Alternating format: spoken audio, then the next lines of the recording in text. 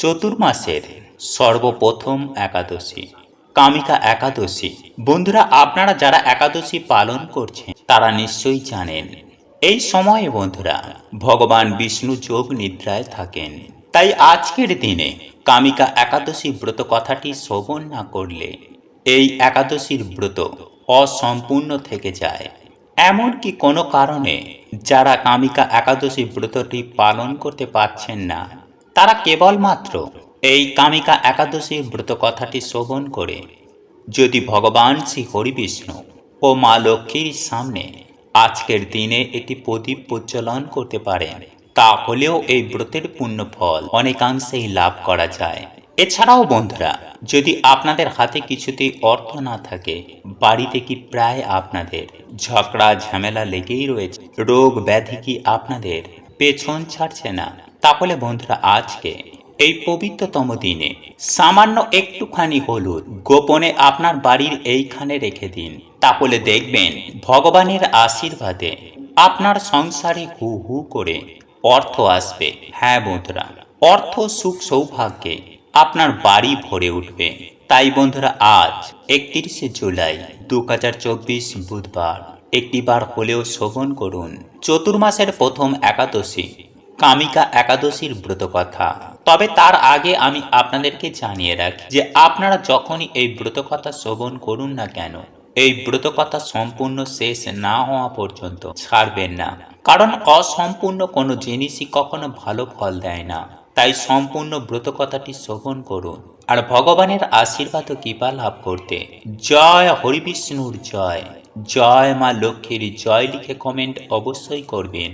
এবং আপনি যদি একজন হিন্দু সনাতনী হন, ভগবান শ্রীকৃষ্ণকে ভালোবেসে থাকেন, তাহলে ভগবানের পরম লীলা অবশ্যই শেয়ার করবেন। তবে লাইক করতে একদম ভুলবেন না।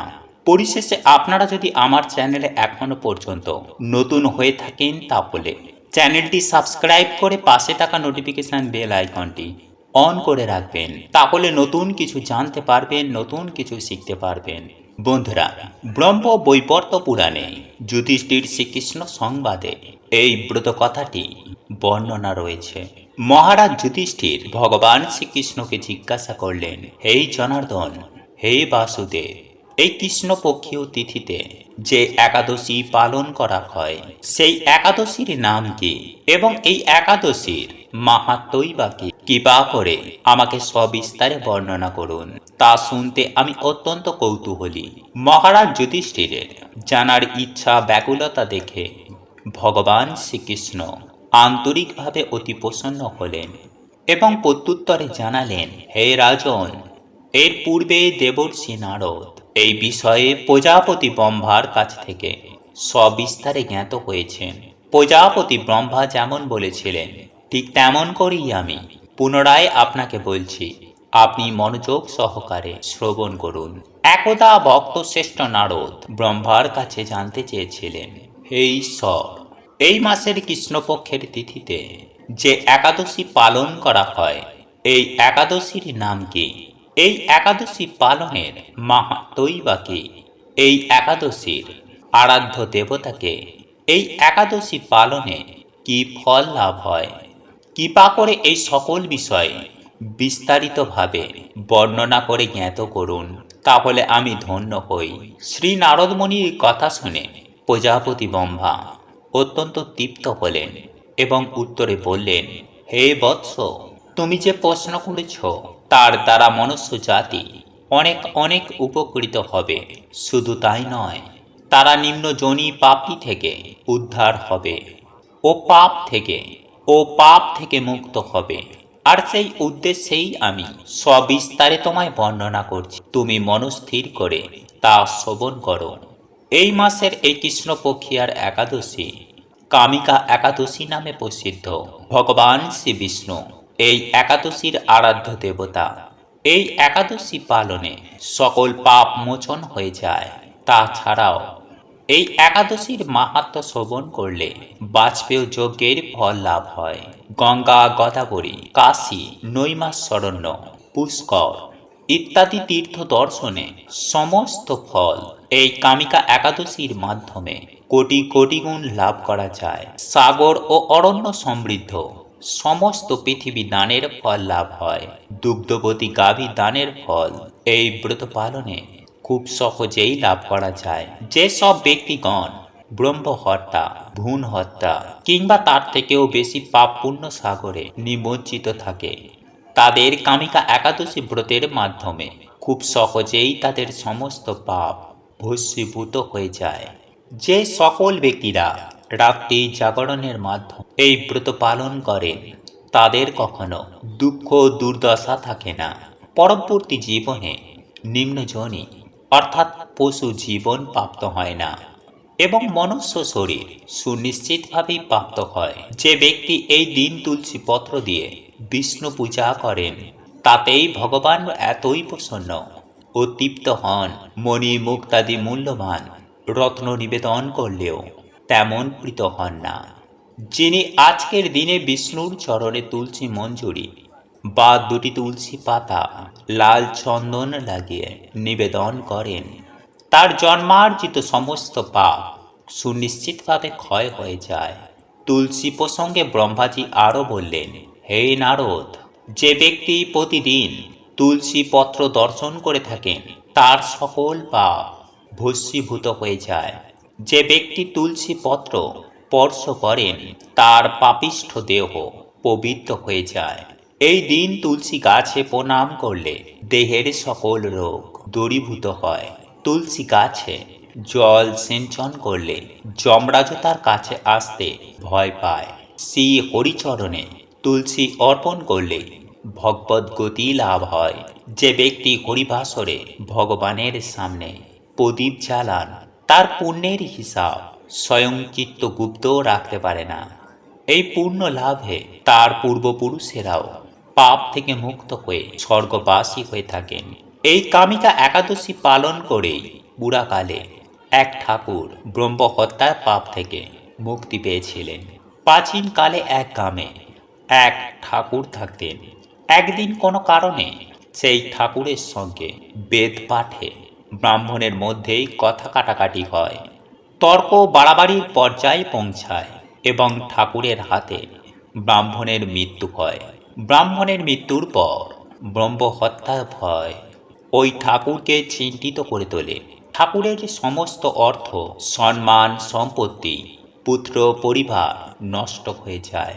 এরপর ঋষির কাছ থেকে ব্রহ্ম হত্যার পাপ থেকে মুক্তির উপায় জানতে চান তিনি। ঋষি তাকে শ্রাবণ মাসের কৃষ্ণপক্ষের কামিকা একাদশী ব্রত উপবাস করার বিধান দেন। এরপর ওই একাদশী ব্রত উপবাস পালন করে ব্রহ্ম হত্যার পাপ থেকে তিনি মুক্তি পান। এই বলিয়া ভগবান শ্রীকৃষ্ণ আরও বললেন, হে রাজন, সর্বপাপ হারিণী কামিকা একাদশীর মাহাত্ম্য আপনার কাছে বর্ণনা করলাম। অতএব যে ব্যক্তি ব্রহ্ম হত্যা, ভ্রূণ হত্যা বা অন্য কোনো পাপ কাজে জর্জরিত, তিনি মহাপুণ্য ফলদায়ী এই কামিকা একাদশী ব্রত নিষ্ঠা, ভক্তি ও শ্রদ্ধার সাথে পালন করলে এবং তার মাহাত্ম্য শ্রদ্ধার সহকারে পাঠ কিংবা শ্রবণ করলেও তিনি সর্বপাপ থেকে মুক্ত হয়ে বিষ্ণু লোকে গমন করেন। বন্ধুরা, এইবার আমি আপনাদেরকে জানিয়ে রাখি যে আজকের মতো এই পবিত্রতম দিনে পারলে এই কাজগুলি অতি অবশ্যই করবেন, তাহলে আপনার হাতে প্রচুর প্রচুর অর্থ আসবে। হ্যাঁ বন্ধুরা, আপনারা একেবারে ঠিকই শুনছেন। বন্ধুরা, কিছুতেই কি আপনাদের হাতে অর্থ থাকছে না? বাড়িতে কি প্রায় আপনাদের ঝগড়া ঝামেলা অশান্তি লেগেই রয়েছে? রোগ ব্যাধি কি আপনাদের পেছন ছাড়ছেন? তাহলে বন্ধুরা, আজ পারলে গরু ও কুকুরকে এই খাবারটি খাইয়ে দিন। দেখবেন বন্ধুরা যে প্রথম পূজ্য ভগবান শ্রী গণেশের আশীর্বাদে আপনাদের জীবন থেকে সকল প্রকার সমস্যা, সকল বিপত্তির কেমন নাশ হয়ে গেছে। কারণ বন্ধুরা, যার ওপরে ভগবান শ্রী গণেশের আশীর্বাদ থাকে, তার ওপর সকল দেবদেবীর আশীর্বাদ হয়ে যায়। কারণ বন্ধুরা, আমাদের হিন্দু শাস্ত্র অনুসার 5 জন প্রধান দেবতাদের মধ্যে শ্রী ভগবান গণেশ অন্যতম। কোনো কাজ ভগবান শ্রী গণেশের আশীর্বাদ কখনো সম্পূর্ণ হয় না। তাই এর জন্যই প্রত্যেক পুজোর আগে প্রত্যেক যজ্ঞের আগে ভগবান শ্রী গণেশের নাম অবশ্যই নিতে হয়, কারণ ভগবান শ্রী গণেশ হলেন যশ, সাফল্য, সুখ, শান্তি, মহাশক্তি এবং সমৃদ্ধির দেবতা। এছাড়াও তিনি শিক্ষা, জ্ঞান, মেধা, প্রবল ইচ্ছা শক্তি, বুদ্ধি, সাহিত্য ও সময়ের দেবতা। সুতরাং বন্ধুরা, আপনারা বুঝতেই পারছেন যে জীবনেই সুখে থাকতে ভগবান শ্রী গণেশের আশীর্বাদ নেওয়াটা অত্যন্তই জরুরি। সেই জন্যই বন্ধুরা, সকল দেবতা ভগবান শ্রী গণেশকে প্রথম পূজ্যের বরদান দেন। তার পুজো ছাড়া কোনো দেবদেবী সেই বাড়িতে বাস করেন না। তাই আপনি যতই পুজো পাঠ করুন না কেন, যতই বার ব্রত করুন না কেন, যদি ভগবান শ্রী গণেশের আশীর্বাদ না নেন, তাহলে কোনো দেবতা বা কোনো দেবী আপনার বাড়িতে কখনো প্রবেশ করবেন না। বন্ধুরা, আজকের দিনে আপনারা সবার প্রথমে ভগবান শ্রী গণেশের পুজো অবশ্যই করবেন। তারপরে আপনারা এই ব্রত কথা শ্রবণ করবেন। এরপর আপনারা রুটি ও মিষ্টি ভগবান শ্রী গণেশের নামে ভগবানকে প্রণাম করে তার ওপরে দূর্বা দিয়ে আপনারা মনে মনে বলবেন, হে প্রভু, হে দয়ার সাগর, হে করুণাকর, আমি তোমার নামে আমি এই অবলা প্রাণীদের এই খাদ্য দান করছি। প্রভু, যদি আমার কোনো ভুল হয়ে যায়, তুমি আমাদের ক্ষমা করো এবং আমাদের জীবন থেকে দুঃখ, দারিদ্রতা প্রভু তুমি চিরতরে দূর করো। বন্ধুরা, তোমরা যারা পড়াশোনা করছো, তোমরা ভগবানের কাছে বিদ্যা বুদ্ধি চাইবে। এবং যারা আপনারা যারা কিছুতেই চাকরি পাচ্ছেন, বা যারা ব্যবসায় উন্নতি করতে চান, বা যারা আর্থিক উন্নতি করতে চান, তারা ভগবানের কাছে তাই চাইবেন। এরপর আপনারা সেই খাবারটি কোনো গরু বা কুকুরকে বা কোনো ইঁদুরকে সেটিকে খাইয়ে দিন। বন্ধুরা, আমাদের হিন্দু ধর্মে ভগবান শ্রী গণেশকে স্মরণ না করে কোনো কাজই সম্পূর্ণ হয় না। শাস্ত্র বলছে যে ভগবান শ্রী গণেশের মন্ত্র জপ করলে মানুষের জীবনে কোনো প্রকারের অভাব অনটন থাকে না। সংসার এবং আধ্যাত্মিক জীবনে সেই ব্যক্তি সুনিশ্চিতভাবে সফলতা করে, কারণ ভগবান শ্রী গণেশ হচ্ছেন প্রথম পূজ্য দেবতা এবং হিন্দু ধর্মে প্রধান 5 জন দেবতার মধ্যে অন্যতম। তাই যদি বন্ধুরা আপনারা আজকের দিনে এই নিয়মগুলো মেনে চলতে পারেন, তাহলে বন্ধুরা আপনাদের জীবনে সৌভাগ্য তো আসবেই, সেই সঙ্গে আপনাদের মনোবাসনা কিন্তু অবশ্যই পূর্ণ হয়ে যাবে। তাই ভক্তি মনে বন্ধুরা আপনারা ভিডিওটি অবশ্যই পুরো দেখুন। নাম্বার 1, বন্ধুরা, এই দিনে আপনারা অবশ্যই আপনার বাড়িতে মা লক্ষ্মী ও ভগবান শ্রী হরি বিষ্ণুর সাথে সাথে ভগবান গণেশজির পুজো দিতে একদমই কিন্তু ভুলবেন না। কারণ ভগবান শ্রী গণেশকে বিঘ্নকর্তা বলা হয়েছে। তার কৃপায় বড় বড় বাধা, বড় বড় দুর্ভাগ্য নাশ হয়ে যায়। শাস্ত্র বলছে যে বাড়িতেই ভগবান শ্রী গণেশের পুজো আরাধনা করা হয় না, তার নাম স্মরণ করা হয় না, সেই বাড়িতেই কোনো দেবদেবীর কৃপা বা সেই বাড়িতে কোনো দেবদেবী কখনোই বাস করেন না।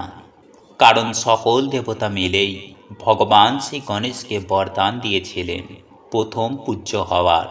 তাই এই দিনে বন্ধুরা আপনারা স্নান করে পরিষ্কার পরিচ্ছন্ন জামা কাপড় পরে বাড়িতে একটি ভগবান শ্রী গণেশের নামে একটি প্রদীপ ধরাবেন, মা লক্ষ্মীর নামে একটি প্রদীপ ধরাবেন এবং ভগবান শ্রী হরি বিষ্ণুর নামে একটি প্রদীপ ধরাবেন। এরপর আপনারা যে কোনো একটি লাল লাড্ডু এবং 11টি দূর্বা দিয়ে ভগবান গণেশের পূজা করুন। তবে ভগবান শ্রী হরি বিষ্ণুকে দূর্বার বদলে দেবেন তুলসী পাতা। বন্ধুরা, আপনাদের গৃহে যদি ভগবান গণেশের কোনো মূর্তি বা চিত্র না থেকে থাকে, তাহলেও অন্ততপক্ষে ভগবান শ্রী গণেশকে স্মরণ করে ভগবানের নামে যে প্রদীপ, ভগবান গণেশজির নামে যে প্রদীপ জ্বেলেছিলেন, সেই প্রদীপের পাশে সেই ফুল দূর্বা রেখে দিন। নাম্বার 2, বন্ধুরা, এরপর আপনারা হাত জড়ো করে ভগবানকে বাড়িতে আসার আমন্ত্রণ, আপনাদের দুঃখ কষ্ট, আপনাদের যা মনস্কামনা মনোবাসনা রয়েছে তা ভগবানকে জানান এবং তারপর আপনারা ভগবান শ্রী গণেশের, মা লক্ষ্মীর এবং ভগবান শ্রী হরি বিষ্ণুর 3 বার করে জপ করুন। নাম্বার 3, বন্ধুরা, যদি আমাদের ওপর ভগবান শ্রী গণেশ ও হরি বিষ্ণু কিংবা মা লক্ষ্মীর আশীর্বাদ এসে পড়ে, তাহলে কখনোই কিন্তু আমাদের মান সম্মান কিংবা অর্থের জন্য আর পেছন ফিরে আর দেখতেও হবে না। তাই বন্ধুরা, এই দিন আপনারা দিনে অথবা রাতে হোক, আপনারা যে কোনো সময়ে ভগবানের পুজো করার পর আপনারা 3টে হলুদ এবং একটি 1 টাকার কয়েন হাতে নিয়ে ওম শ্রী গণেশায় নমঃ এই মন্ত্রটি আপনারা অন্ততপক্ষে 11 বার জপ করে ভগবানের শ্রীচরণে তা রেখে দিন। এবং পরের দিন সকাল সকাল ঘুম থেকে উঠে স্নান করে শুদ্ধ বস্ত্র পরিধান করে ওই হলুদ ও 1 টাকার কয়েনটি একটি লাল কাপড়ের মধ্যে মুড়ে আপনাদের বাড়ির আলমারি, সিন্দুক বা যে কোনো টাকা রাখার জায়গায় আপনারা তা রেখে দিন। এবং যখন বন্ধুরা আপনারা কোনো শুভ কাজে যাবেন, তখন সেই হলুদ ও 1 টাকার কয়েনের পুঁটুলিটি নিয়ে আপনারা অবশ্যই যান। দেখবেন বন্ধুরা, আপনারা সেই কাজে অবশ্যই সফলতা পাবেন। আপনাদের সঙ্গে ভগবান শ্রী হরি বিষ্ণু, মা লক্ষ্মী ও ভগবান গণেশের আশীর্বাদ ও কৃপা সঙ্গে সাথে থাকবে। এছাড়াও বন্ধুরা, এই দিনে গোমাতাকে আখের গুড় খাওয়ালে, পশু পাখিকে সেবা করলে পরম সৌভাগ্যের প্রাপ্তি হয়। তাই বন্ধুরা, আজকের দিন বন্ধুরা আপনারা যদি এই নিয়মগুলি মেনে চলতে পারেন, তাহলে আপনাদের সংসারে হু হু করে অর্থ আসবে। ভগবানের আশীর্বাদ ও কৃপায়। জয় শ্রীকৃষ্ণ। রাধে রাধে। প্রভু আপনাদের সকলের মঙ্গল করুন। আপনারা সুস্থ থাকবেন, ভালো থাকবেন। নমস্কার, ধন্যবাদ।